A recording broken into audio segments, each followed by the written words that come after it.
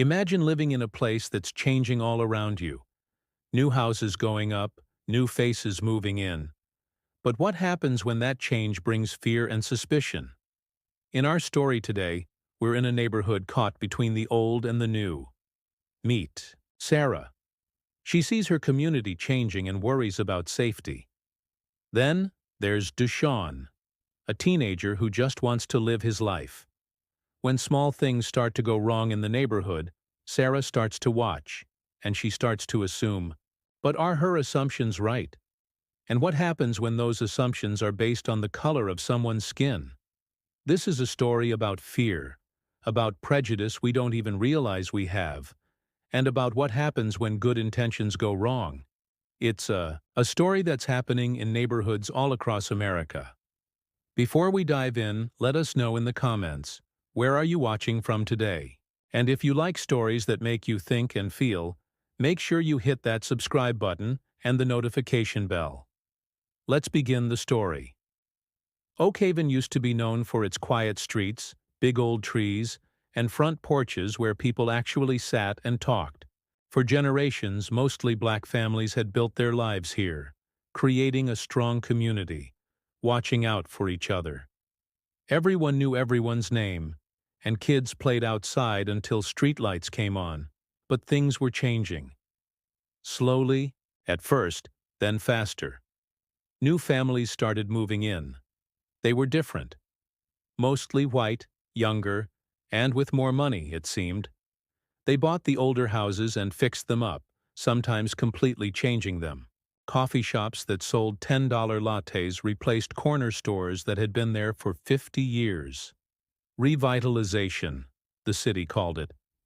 Some of the original residents called it something else. Gentrification. Sarah was one of the new faces. In Oakhaven. She had moved in about 2 years ago, buying a fixer-upper with her savings and a loan. She loved the big trees and the potential of the neighborhood. She walked her dog, a fluffy golden retriever named Max, every evening, admiring the older homes and the new gardens people were planting.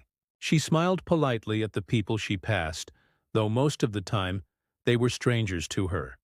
Sarah worked from home, writing website content. It gave her flexibility and paid the bills, but sometimes it could be lonely.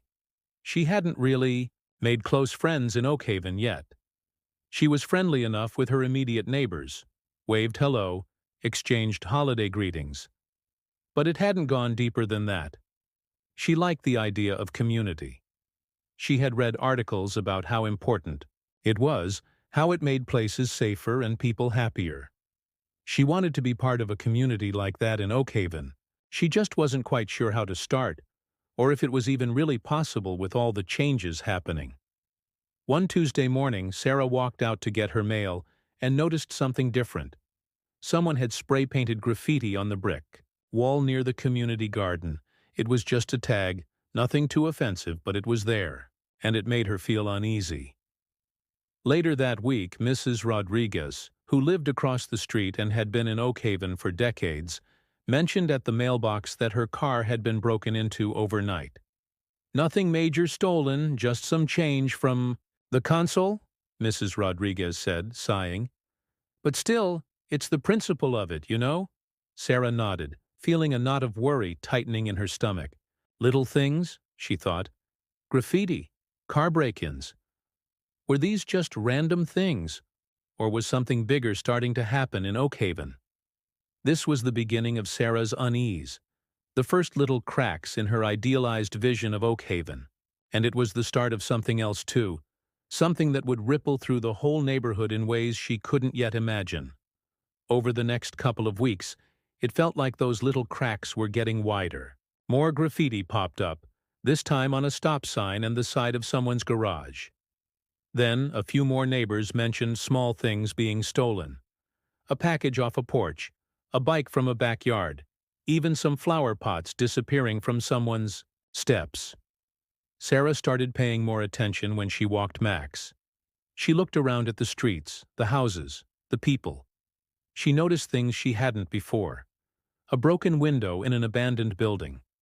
A group of teenagers hanging out at the corner. Later in the evening, Were these normal things? City things? Or were they signs of something changing for the worse in Oakhaven? She started feeling less safe walking Max after dark. The quiet streets now felt a little too quiet, a little too empty. Every shadow seemed a bit darker, every sound a little louder. She hurried Max along, her heart beating faster as they walked. One evening, scrolling through social media, Sarah saw a post from a community group in a different neighborhood. They were talking about starting a neighborhood watch program. People taking turns patrolling the streets, looking out for suspicious activity, and reporting anything to the police. Working together to keep our streets safe, the post declared. An idea sparked in Sarah's mind. Maybe this was how to build that community she wanted. Maybe this was how to make Oakhaven feel safe again. A neighborhood watch. It sounded responsible, proactive. It sounded like something she could do. She started researching online. She found websites with guides to starting a neighborhood watch, tips for patrolling, advice on communicating with the police. The more she read, the more it seemed like the perfect solution. It wasn't about being nosy or interfering. It was about being responsible neighbors, looking out for each other, and taking back their streets. That night, Sarah couldn't sleep. Her mind was racing. She imagined herself and her neighbors working together, making Oakhaven a safer place. She pictured deterring criminals, preventing break-ins, creating a visible presence that would make everyone feel more secure. By the next morning, Sarah had made up her mind. She was going to start a neighborhood watch in Oakhaven. She would be the one to bring the community together and solve this problem. She felt a surge of purpose, a feeling that she could finally make a real difference in her neighborhood. Little did she know, this good intention would soon take a turn she hadn't anticipated, leading her and Oakhaven down a path fraught with misjudgments and unintended consequences. The sun was just starting to peek through the blinds when DeShawn's phone alarm went off. He groaned and slapped the snooze button, rolling over in bed. 5 more minutes. He could already smell his mom cooking downstairs, probably pancakes, his favorite for Saturday mornings. DeShawn was 17, a senior at the local high school. He was a pretty normal teenager, all things considered. He liked video games, sneakers, and making beats on his old laptop. He wasn't a star athlete or the top of his class, but he got decent grades, mostly stayed out of trouble, and had a solid group of friends he'd known since elementary school. He finally dragged himself out of bed and got dressed in a hoodie and jeans. Downstairs, the smell of pancakes and syrup filled the air. His mom was already at the stove, flipping a stack of golden brown pancakes.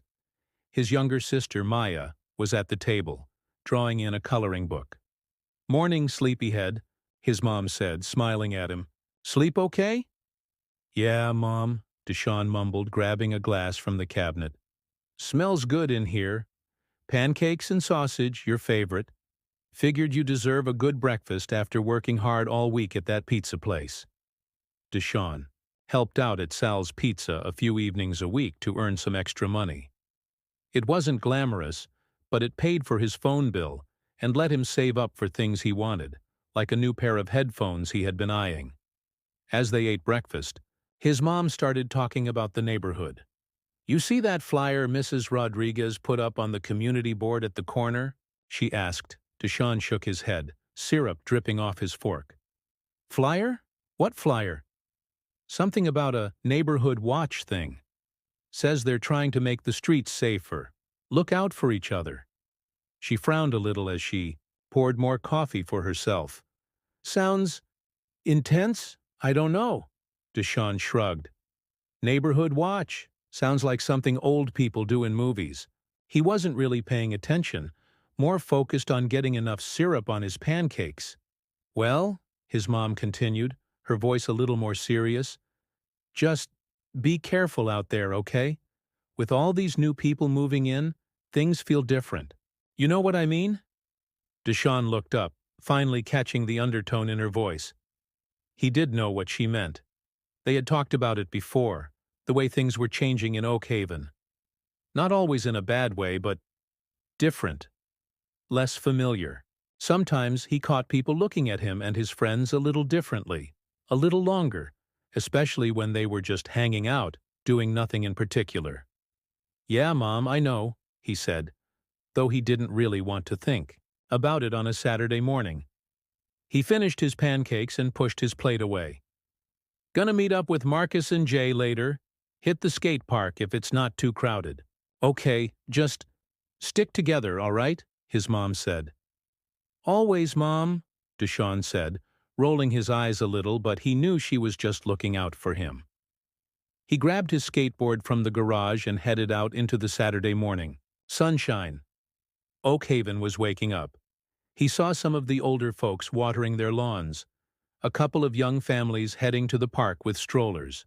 It looked like any normal Saturday morning, but underneath the surface, things in Oakhaven were shifting, tensions were rising, and Sarah's good intentions, mixed with unspoken biases, were about to set in motion a series of events that would directly impact DeShawn, changing his perception of his own neighborhood and the people who were now sharing it with him. That afternoon, bright yellow flyers started appearing on lampposts and taped to doors all over Oakhaven. "Neighborhood Watch. We're watching out for you," they declared in bold letters. Underneath, in smaller print, it explained the recent increase in petty crime and announced the formation of the Oakhaven Neighborhood Watch. It listed a contact, email address, and invited residents to an informational meeting next week at the community center. Sarah, feeling energized and proactive, spent the afternoon walking around her section of Oakhaven, putting up the flyers. She even taped one to Mrs. Rodriguez's mailbox, hoping she would be one of the first to sign up. As she worked, she noticed other new residents stopping to read the flyers, some nodding in approval. It seemed like people were receptive to the idea. That evening, after dinner, Sarah decided to do her first patrol. She told herself it was just to get a feel for things, to see what the neighborhood was like after dark. She put on a reflective vest she had ordered online. It made her feel official, grabbed a flashlight, and clipped Max's leash on. As she stepped outside, the familiar sounds of Oakhaven at night seemed different now. Every rustle of leaves, every distant car horn, every bark of a dog felt amplified, charged with a new potential for what? For danger? For trouble? She wasn't sure. She started walking her usual route, but tonight she wasn't just strolling. She was watching. She scanned doorways, peered down alleys, listened intently for any unusual sounds. Max, sensing her tension, trotted close beside her, his ears perked up. Everything seemed normal at first, a couple walking hand in hand, someone taking out the trash, a porch light flicking on in a darkened house. But Sarah's senses were heightened, searching for anything that seemed out of place. Then, as she turned a corner onto Oak Street, she saw them. 3 young men walking down the sidewalk towards her. They were talking and laughing, their voices echoing slightly in the quiet street. They looked like they were maybe teenagers, maybe a little older. And they were black. A wave of unease washed over Sarah. She didn't know why, but her heart started to beat faster. Was it just because they were out late? Or was it something else? She told herself to be rational. They were just walking like anyone else. But as they got closer, Sarah couldn't shake off a feeling of suspicion. They were wearing hoodies, their hands in their pockets. One of them had a backpack slung over his shoulder. Were they casing houses? Looking for trouble? She remembered the graffiti, the car break-in, the stolen packages. Someone was doing these things. And these young men, they fit a certain image, an image she had seen on the news, in movies, well, everywhere really. The image of young black men as troublemakers. As they passed her on the sidewalk, Sarah slowed down, her eyes fixed on them. She tried to make it look casual, like she was just watching Max sniff a bush, but inside, her mind was racing. She strained to hear their conversation, trying to catch anything that sounded suspicious. They walked on, disappearing around the next corner. Sarah stood there for a moment, watching them go.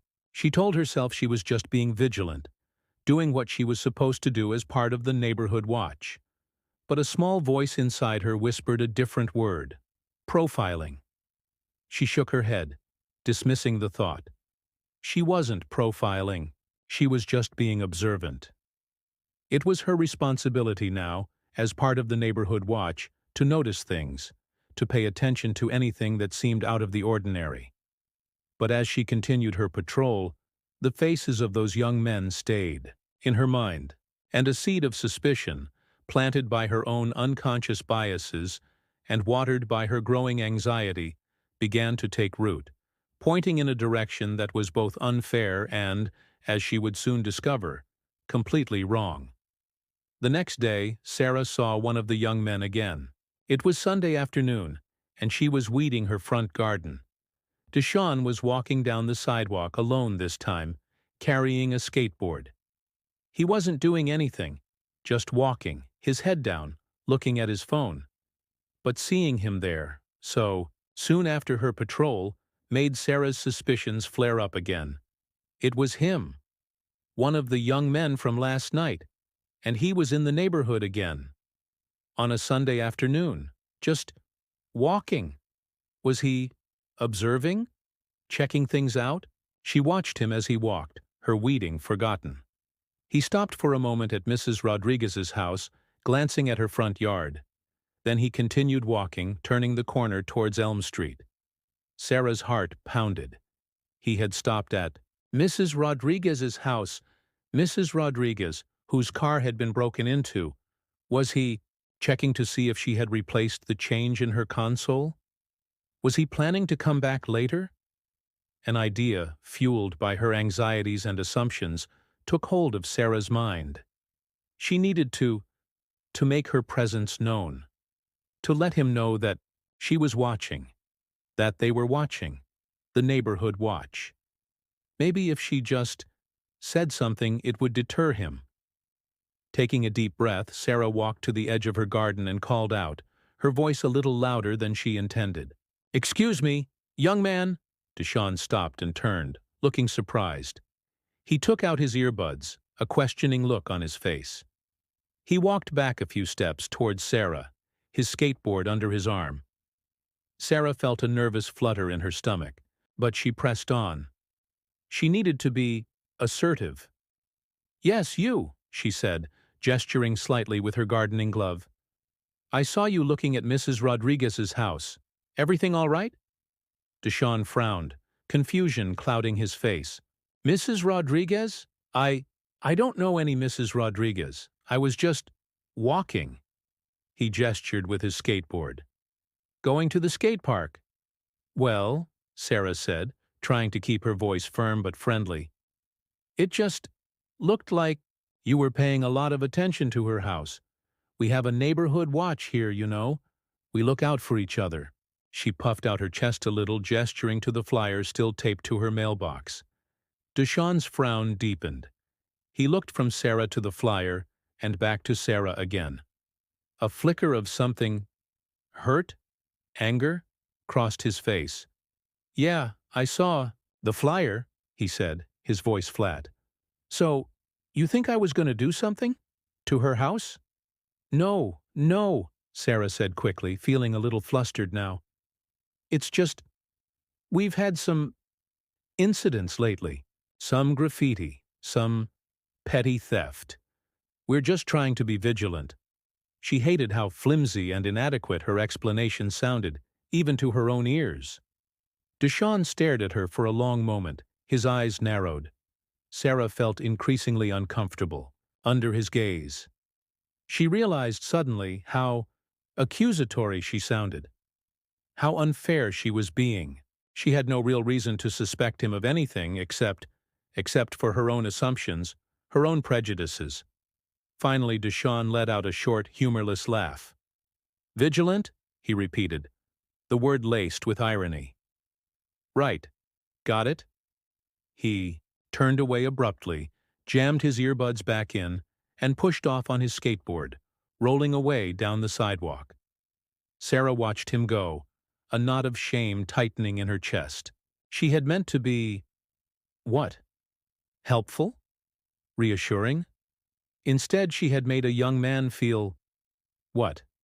Accused? Judged? Just because he was black and walking down the street in her neighborhood. She stood there in her garden, the bright sunshine suddenly feeling cold on her skin. She had started the neighborhood watch to build community, to make Oakhaven safer. But her first real interaction with a neighbor as part of that watch had just created suspicion, discomfort, and a clear line of division. And it was all based on nothing but her own unchecked biases and a rush to judgment. The shame burned hot in her cheeks, a stark reminder of the path she was starting to tread. The neighborhood watch meeting at the community center was surprisingly well attended. Mostly new residents like Sarah, but also a few older faces, longtime Oakhaven residents who seemed genuinely concerned about the recent petty crimes. Mrs. Rodriguez was there, and Sarah made a point to sit near her and apologize for what had happened to her car. Mrs. Rodriguez was gracious, brushing it off as just stuff. But Sarah still felt a pang of guilt. Sarah presented her ideas for the neighborhood watch enthusiastically. Patrol schedules, communication methods, reporting protocols. She had it all planned out. People seemed impressed by her organization and her commitment. Several neighbors signed up on the spot to volunteer for patrols. Oakhaven Neighborhood Watch was officially launched. The patrols started that week. Pairs of neighbors, wearing the reflective vests Sarah had ordered, started walking designated routes in the evenings.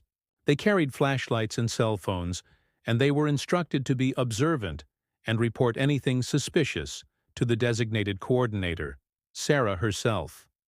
At first, there was a sense of excitement, of community spirit. Neighbors, who had barely spoken before, were now walking together, chatting, getting to know each other. They felt like they were doing something positive, taking control of their neighborhood. But slowly, subtly, a different kind of atmosphere started to creep in. Whispers started circulating. Assumptions began to form. "Did you see those teenagers hanging out by the park again last night?" someone would say at the mailbox. "They looked kinda shifty." Or, "There's a group of young guys always walking down Elm Street in the evenings. Keep an eye out." The descriptions were always vague, but the undertone was clear. It was always about young men, and often, though not explicitly stated, it was implied that they were young black men. The kind of young men who looked like they didn't belong in Oakhaven. Sarah started getting reports from the patrols. Mostly they were just mundane things. A car parked slightly crooked, a dog barking late at night, kids playing loudly after dark. But sometimes the reports had a different edge. "Saw a young man wearing a hoodie walking down Willow. Looked like he was checking car doors." Or, "Group of teenagers hanging out at the corner of Oak and Main. Just FYI." Sarah felt a growing unease. This wasn't exactly what she had envisioned. She had wanted to create a sense of community and safety, but it felt like the neighborhood watch was turning into something else, something suspicious, something that was casting a shadow of doubt and judgment over certain residents, simply based on how they looked or where they were seen. She tried to steer the conversation at the next patrol meeting. "Remember," she said, "we're just observing and reporting. We're not making assumptions or profiling anyone. We're looking for actual suspicious behavior, not just people walking down the street." But her words felt weak, even to herself. The seed of suspicion had already been planted. The whispers had started. And in the back of her mind, she couldn't completely shake off the image of DeShawn, the young man on the sidewalk, and the uneasy feeling he had triggered in her. The neighborhood watch, intended to bring Oakhaven together, was starting to subtly, insidiously pull it apart, drawing lines based on unspoken fears and deeply ingrained prejudices. And Sarah, despite her initial good intentions, was finding herself at the center of it all. Tamika, DeShawn's mother, had noticed the flyers. She'd seen them plastered around Oakhaven, the bright yellow paper a stark contrast against the old trees and brick buildings. Neighborhood Watch, we're watching out for you. The words sounded reassuring, but something about them made her uneasy. She'd also noticed the patrols. 2 or 3 people in bright vests, walking slowly down the streets in the evenings, shining flashlights into yards and down driveways. At first she thought it was a good thing, neighbors looking out for each other. Oakhaven could feel a little isolated sometimes, even though it was in the middle of the city. But then she started hearing things, whispers from other longtime residents, mostly black families like hers. "They watching us?" Mrs. Johnson from down the street had muttered to her at the grocery store. "These new folks, they think we the problem." Tamika didn't want to believe it. She wanted to give people the benefit of the doubt, but she couldn't shake off a nagging feeling that Mrs. Johnson might be right. She remembered Sarah, the white woman who had moved in down the street, always walking her dog, always smiling, politely but distantly. Tamika had tried to be friendly, to wave, to say hello, but Sarah always seemed a little reserved. And now this neighborhood watch. Tamika couldn't help but wonder, who exactly were they watching? And who did they consider to be the neighborhood they were protecting? She started paying closer attention to DeShawn. He'd been a little quieter lately, more withdrawn. He still went out with his friends, still skateboarded, still worked at the pizza place. But there was a tension in him, a tightness in his shoulders that she hadn't seen before. One evening at dinner, she asked him about it. "DeShawn, you okay? You seem, I don't know, different lately." DeShawn shrugged, picking at his food. "I'm fine, Mom. Why?" "Just, you seem a little down. Anything going on at school? With your friends?" He sighed and finally looked up, his eyes meeting hers. "It's just the neighborhood, Mom. It feels weird lately." Tamika nodded, her heart sinking a little. "Weird how?" she asked gently. "Like, people are watching us, Mom. Me and Marcus and Jay, when we're just hanging out, skateboarding, just being." He gestured vaguely. "Like we're doing something wrong just by being there." Tamika's stomach clenched. "Watching you?" she repeated, her voice tight. "Who's watching you, baby?" DeShawn shrugged again, avoiding her eyes. "Just people. These people doing the neighborhood watch thing." He said the words with a hint of sarcasm. "They always seem to be around, staring." Tamika felt a cold dread creep up her spine. She knew exactly what this was. She had seen it before, felt it before, in other places, other times. It was the subtle, insidious gaze of suspicion, directed at young black men simply for existing, in public spaces. And now it was happening in their own neighborhood, in Oakhaven. "DeShawn," she said, her voice firm but soft, reaching across the table to take his hand. "You just keep being yourself, okay? You ain't doing nothing wrong. Don't let nobody make you feel like you are, just for being who you are."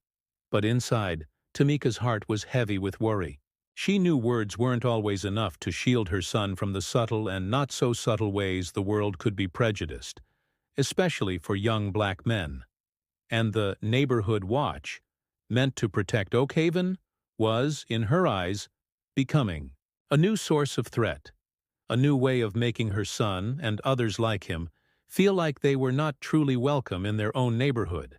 The flyers promised safety for everyone, but the reality, Tamika feared, was going to be very different and very unfair. Saturday afternoon. The sun was shining, kids were playing in the park, and the Oakhaven Community Garden was in full bloom. Sarah was on patrol with her neighbor, David, another new resident who had eagerly joined the neighborhood watch. They were walking along the edge of the park, chatting about gardening tips and neighborhood news, trying to keep things light. But Sarah's eyes were constantly scanning. She couldn't help it. Ever since her conversation with DeShawn, a knot of guilt and unease had settled in her stomach, but it hadn't stopped her vigilance. She still felt responsible for keeping Oakhaven safe, even if she was starting to question her own methods. As they rounded a bend in the path, they saw them. DeShawn and two of his friends, Marcus and Jay, were at the edge of the basketball court, near a group of younger kids playing tag. DeShawn and his friends weren't playing basketball, just standing there, talking. Jay had a basketball in his hands, bouncing it idly. Sarah stiffened. "Look," she murmured to David, nodding subtly towards the teenagers. "It's them again. Those same young men I told you about." David squinted, peering at DeShawn and his friends. "Yeah, I think I've seen them around. The ones who hang out on the corner, right?" "Yeah," Sarah said, her voice barely above a whisper. "They just seem to be around a lot. And they were acting kind of funny the other night when I saw them patrolling." She didn't mention the specifics of her encounter with DeShawn, just left it vague, but the implication hung in the air. As they watched, Jay bounced the basketball a little harder, and it bounced off course, rolling slightly towards the group of younger kids playing tag. One of the little kids, a boy of about 6 or 7, tripped over the ball and fell, scraping his knee. He started to cry. Instantly, everything seemed to happen at once. DeShawn and his friends reacted quickly. DeShawn picked up the basketball and immediately went over to the crying boy, crouching down beside him, saying something in a low, comforting voice. Marcus helped the boy up, and Jay went to get the boy's older sister, who was playing nearby. But from Sarah's vantage point, 50 feet away, seeing only a quick burst of movement, it looked different. It looked like the teenagers had done something that made the little boy fall and cry. Her already heightened suspicions instantly jumped to a negative conclusion. "David," she said urgently, her voice tight, "did you see that? I think they just pushed that little boy, or tripped him or something." David blinked, a little startled by Sarah's sudden intensity. He hadn't been focusing as closely, just chatting and strolling. "Huh? Pushed him? I don't know, it happened so fast. Maybe he just tripped over the ball?" "No, I saw it," Sarah insisted, her voice rising slightly. "They were being aggressive, bouncing the ball around, and then that little boy fell. We need to say something." David hesitated. "Sarah, I don't know. It looked like they were helping him up, though. Maybe it was just an accident?" He was starting to sound unsure, swayed by Sarah's conviction. But Sarah was already moving. Fueled by her preconceived notions and a rush of protective adrenaline, she started walking briskly towards DeShawn and his friends, David trailing slightly behind, a look of apprehension on his face. The innocent scene at the park, a minor accident quickly resolved by teenagers helping a little boy, was about to be transformed into something else entirely. Something tainted by misinterpretation and racial bias, all because of Sarah's unchecked assumptions. As Sarah and David approached, DeShawn and his friends were still with the little boy and his sister, making sure he was okay. DeShawn had pulled a bandage from somewhere and was gently sticking it on the boy's scraped knee. The little girl was looking relieved, and the boy had stopped crying, though his lip was still trembling. "Excuse me," Sarah called out, her voice sharp and accusatory. "What happened here? Did you hurt this little boy?" DeShawn looked up, startled. His friendly expression instantly vanished, replaced by a wary, guarded look. "Hurt him? No, we didn't hurt him. He tripped over the basketball. It was an accident." He gestured to the basketball in his hand. "See? It just rolled over here." But Sarah wasn't really listening to his explanation. She was focused on confirming her suspicion, her preconceived narrative. She saw the little boy's tear-streaked face, his scraped knee, and in her mind, it all added up to one thing. These teenagers were causing trouble, just as she had feared. "I saw you," Sarah said, her voice louder now, attracting the attention of a few other people in the park. "I saw you guys messing around with the basketball being rough. You need to be more careful. This is a public park. There are little kids here." Marcus stepped forward, his brow furrowed. "We weren't being rough. We were just standing here. The ball bounced. It was an accident. We were helping him. Can't you see that?" He gestured to DeShawn, who was still crouched by the little boy. "Helping?" Sarah scoffed, her voice dripping with disbelief. "It didn't look like helping. It looked like you were the ones who caused it." Jay, who had been quiet until now, spoke up, his voice laced with anger. "Lady, you didn't even see what happened. You just walked up here accusing us. What's your problem?" "My problem," Sarah retorted, "is that we have a neighborhood watch here, and we're trying to keep this park safe for everyone. And that includes making sure that teenagers like you aren't causing trouble." She gestured around, as if appealing to the onlookers for support. A few people were indeed watching now, their faces a mixture of curiosity and unease. David stood awkwardly beside Sarah, clearly uncomfortable with the escalating confrontation. The little boy's older sister, sensing the tension, stepped forward, her voice surprisingly firm for a child. "They didn't push him," she declared, pointing at DeShawn and his friends. "He just tripped. They were helping him. They even gave him a Band-Aid." Sarah faltered for a moment, the little girl's words cutting through her certainty.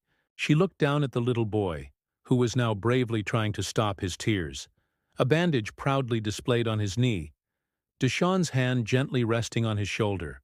She looked at Marcus and Jay, their faces tight with a mixture of anger and hurt. And she saw, for the first time, that she might have been wrong. Just then, a familiar voice called out, "Sarah? Everything okay here?" Mrs. Rodriguez, walking her dog, had approached, drawn by the raised voices. She looked from Sarah to DeShawn and his friends, a puzzled expression on her face. "Mrs. Rodriguez," Sarah said, her voice now wavering, These young men, I thought they caused this little boy to fall. But maybe I was wrong." The words felt heavy and difficult to say, but they were out in the open now, hanging in the air between them. Mrs. Rodriguez looked at DeShawn and his friends, then back at Sarah. She nodded slowly. "Well," she said calmly, her voice carrying a quiet authority, "looks to me like they were just being good Samaritans, helping a little one who got hurt. Isn't that what neighbors are supposed to do?" She gave Sarah a direct, meaningful look. "Isn't that what this neighborhood watch is supposed to be about?" Sarah's carefully constructed narrative, built on suspicion and prejudice, was crumbling around her. The truth, simple and clear, was standing right in front of her, embodied in the concerned faces of 3 young men, the innocent tears of a little boy, and the steady, clear-eyed gaze of Mrs. Rodriguez. And the truth was pointing a finger not at DeShawn and his friends, but directly back at Sarah herself, forcing her to confront the uncomfortable reality of her own unchecked assumptions and biases. The confrontation in the park, however, was just the beginning of Sarah's rude awakening, and the deeper truth about the petty crimes in Oakhaven was yet to be revealed. A few days after the incident at the park, Officer Miller, a community liaison officer from the local police precinct, showed up at Sarah's door. She had emailed him about the neighborhood watch starting in Oakhaven, as the online guides had suggested, but she hadn't expected a personal visit. Officer Miller was a young, approachable-looking black man, with a calm and professional demeanor. "Ms. Carter," he said, extending a hand to shake. "Officer Miller, just wanted to introduce myself. Heard you folks are starting up a neighborhood watch?" Sarah invited him in, a little flustered but also relieved. Maybe Officer Miller could offer some guidance, help them get things back on track, away from the uncomfortable territory they had stumbled into. They sat at her kitchen table, Max sniffing curiously at Officer Miller's polished shoes.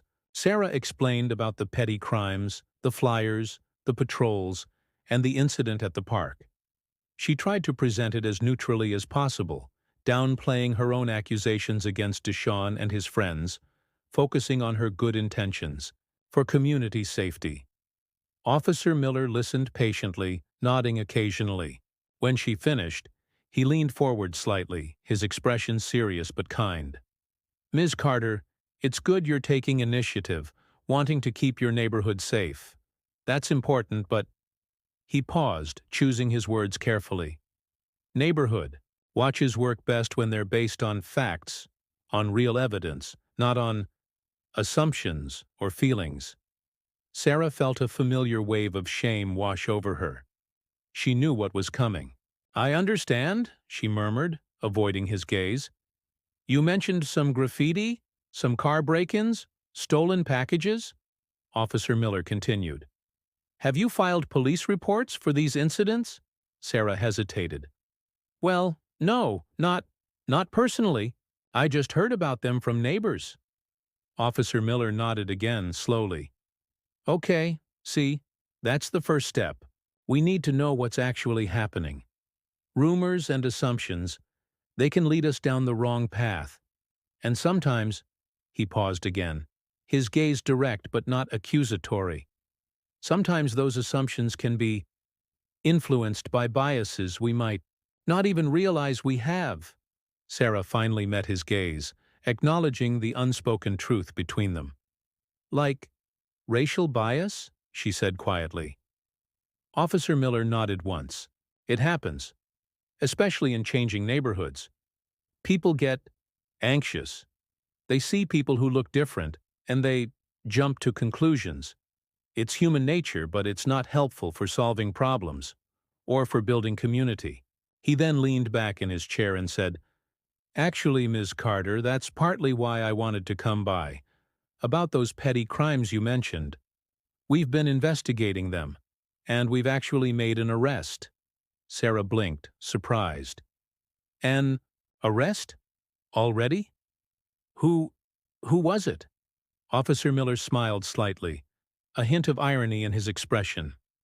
"Turns out," he said, "it wasn't some gang of teenagers, or anyone you might have suspected. It was Mr. Henderson, from 2 houses down, the older gentleman with the perfectly manicured lawn." Sarah stared at him, speechless. "Mr. Henderson? The quiet, polite, white, retired man who lived just a few doors away?" "It couldn't be."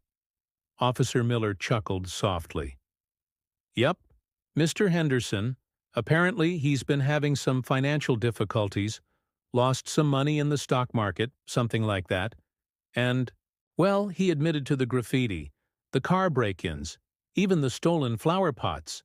Said he was just desperate, trying to get some quick cash, and, well, he figured no one would suspect him." The revelation hit Sarah like a ton of bricks. Mr. Henderson, the least suspicious person imaginable, at least to her biased eyes, and DeShawn and his friends, the ones she had instinctively suspected, the ones she had confronted and judged. They were completely innocent. But why?" Sarah stammered, still trying to process it all. "Why would he—" "Desperation. Like I said," Officer Miller replied, shrugging slightly. "And maybe a little bit of thrill-seeking too in his own quiet way. People are complicated, Ms. Carter. Crime, it doesn't always look like what we expect it to look like." He stood up, handing Sarah his card. "My advice? Focus on real community building, Ms. Carter. Get to know your neighbors, all of them. Talk to them, listen to them. Forget about the patrols, the suspicions. True safety comes from trust, from understanding, not from watching and judging." He smiled again, a genuine warm smile. "And if you do hear about any actual crimes, big or small, call us. That's what we're here for." As Officer Miller left, Sarah sank back into her chair, the weight of his words pressing down on her. Mr. Henderson. It was almost unbelievable, and yet it was the truth. The real culprit was someone she would have never suspected, someone who didn't fit any of her preconceived notions of what a criminal looked like. And in her rush to protect her neighborhood, she had not only been completely wrong, but she had also unjustly targeted and hurt innocent people. The neighborhood watch, built on fear and fueled by bias, had completely missed the mark, and Sarah now faced the daunting task of confronting the consequences of her actions and trying to rebuild trust in a community she had inadvertently started. To divide.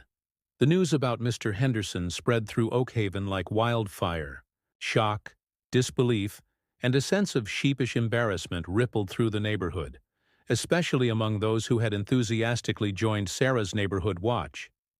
The irony was almost too much to bear. The person they should have been watching was one of their own, someone who blended seamlessly into the community, someone who defied all their stereotypes. Sarah felt the weight of it all acutely.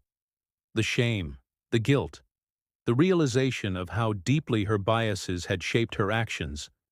It was overwhelming. She wanted to disappear, to undo everything she had done. The neighborhood watch patrols quietly dissolved. The yellow flyers faded and peeled off lampposts, becoming just scraps of paper in the wind. The reflective vests were folded and put away in closets, a stark reminder of good intentions gone astray. Sarah knew she needed to do something to make amends, but she didn't know where to start. Apologizing to DeShawn and his friends seemed like the obvious first step, but the thought of facing them, of admitting how wrong she had been, filled her with dread. She started small. She went to Mrs. Rodriguez and offered a heartfelt apology for her behavior at the park, explaining how wrong she had been, how blinded by her own assumptions. Mrs. Rodriguez, kind and wise, accepted her apology with grace. "We all make mistakes, child," she said, patting Sarah's hand. "The important thing is to learn from them, and to do better next time." Emboldened by Mrs. Rodriguez's forgiveness, Sarah decided to take a bigger step. She knew where DeShawn worked, Sal's Pizza. One evening she walked there, her heart pounding with nervousness. DeShawn was behind the counter, taking an order. He looked up as she approached, his expression unreadable. Sarah took a deep breath and walked up to the counter when he was free. "DeShawn," she said, her voice trembling slightly. Can I talk to you for a minute?" DeShawn hesitated, then nodded curtly. He stepped aside, gesturing to a small table in the corner of the pizzeria. Sarah sat down, and he joined her, his arms crossed, his gaze wary. "DeShawn," Sarah began, her voice low and sincere. I wanted to apologize for what happened at the park, and before that too, for suspecting you, for accusing you. I was completely wrong, and I am so sorry." She looked directly at him, trying to convey the depth of her remorse. "Officer Miller told me about Mr. Henderson, about everything, and I realized how much I let my own biases cloud my judgment. I saw you and your friends, and I made assumptions, unfair assumptions, racist assumptions." The word felt heavy and ugly as it left her lips, but she knew it was the truth. DeShawn listened in silence, his expression still guarded. When Sarah finished, he was quiet for a long moment. Then he spoke, his voice low but steady.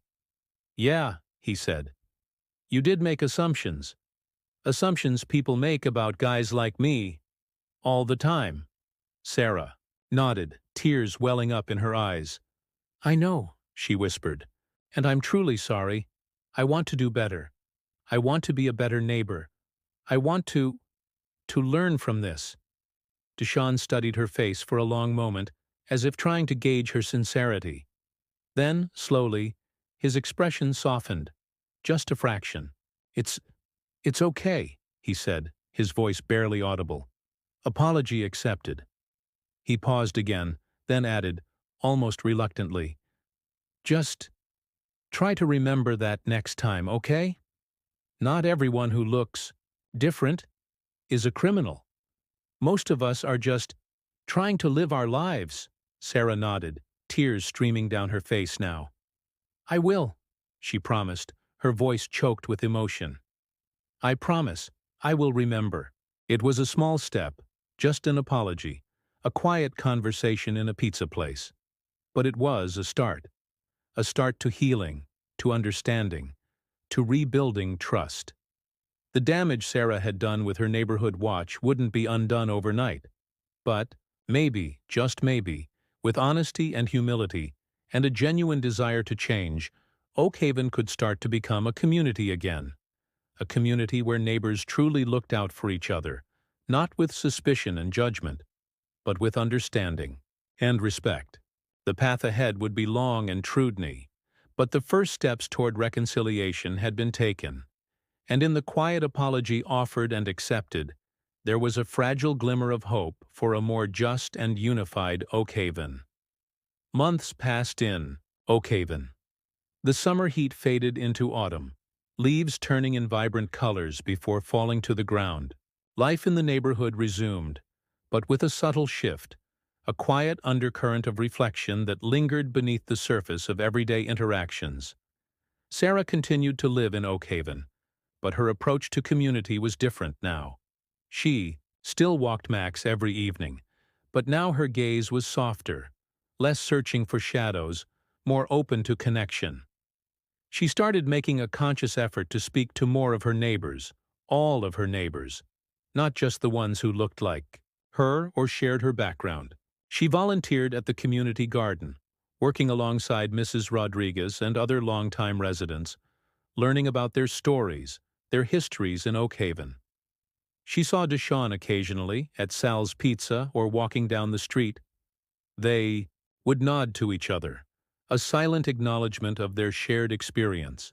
Sometimes she would see him skateboarding at the park, and she would consciously avoid casting a suspicious glance, instead offering a small, genuine smile if their eyes met. It was slow progress, tentative steps toward rebuilding trust, but progress nonetheless. The memory of the neighborhood watch and Mr. Henderson's petty crimes served as a quiet, almost unspoken lesson for Oakhaven. People were perhaps a little less quick to judge, a little more aware of the dangers of assumptions and biases. Conversations at the mailbox or on front porches were a bit more open, a bit more honest. There was a sense that the neighborhood had been through something, a shared, uncomfortable experience that had, in its own way, brought them a little closer, forcing them to confront some uncomfortable truths about themselves and their community. Oakhaven wasn't magically transformed. Gentrification continued its slow march. New houses were still being built. Demographics were still shifting. The underlying tensions of race and class and change didn't simply vanish, but there was a sense of awareness now, a collective understanding, that building a true community required more than just vigilance and suspicion. It required empathy, understanding, and a willingness to challenge one's own prejudices. One crisp autumn evening, Sarah was walking Max in the park, the air filled with the scent of fallen leaves. She saw DeShawn sitting on a bench, sketching in a notebook, headphones resting around his neck. She hesitated for a moment, then, on impulse, walked over. "Hey, DeShawn," she said, her voice casual and friendly. "How's it going?" DeShawn looked up, a flicker of surprise on his face, then a small, tentative smile. "Hey, Ms. Carter," he replied. "Just, sketching." He gestured to his notebook. Sarah nodded, peering at the drawing. A detailed sketch of an old oak tree in the park, its branches reaching towards the sky. That's really good," she said honestly. DeShawn shrugged, a hint of pride in his expression. "Thanks." They sat in comfortable silence for a moment, watching the leaves fall around them. Then Sarah said, "You know, Officer Miller was right." DeShawn looked at her, raising an eyebrow questioningly. "About community," Sarah clarified. "About trust. It's not about watching out for the bad guys. It's about knowing your neighbors, trusting them, believing the best in them, until you have a real reason not to." DeShawn nodded slowly, thoughtfully. "Yeah," he said quietly. "Guess so." He paused, then added, "It takes time, though, to build trust." "Yes," Sarah agreed, looking out at the park, at the mix of people walking and playing, the old and the new residents of Oakhaven, all sharing the same space. "It takes time, and effort, from everyone." The future of Oakhaven was still uncertain, still unfolding, but as Sarah sat there with DeShawn, watching the autumn leaves fall, she felt a flicker of optimism, a fragile sense of hope. Perhaps, in the aftermath of their mistakes and misunderstandings, they could build something better, something stronger, a community where differences were not seen as threats, but as strengths, and where the true meaning of neighborhood watch was not suspicion, but genuine care and connection. The journey would be long, and there would likely be more missteps along the way, but the possibility, however fragile, of a more just and unified Oakhaven was finally, tentatively, within reach.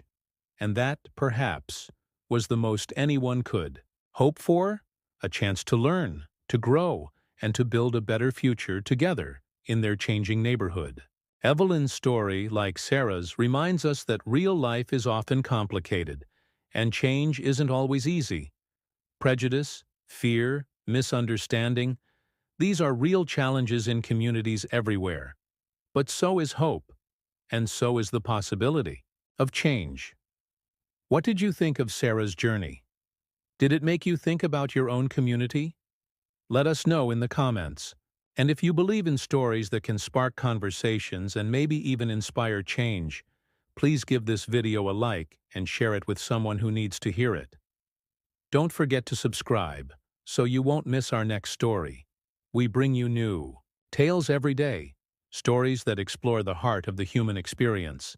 Thank you for watching, and we'll see you next time.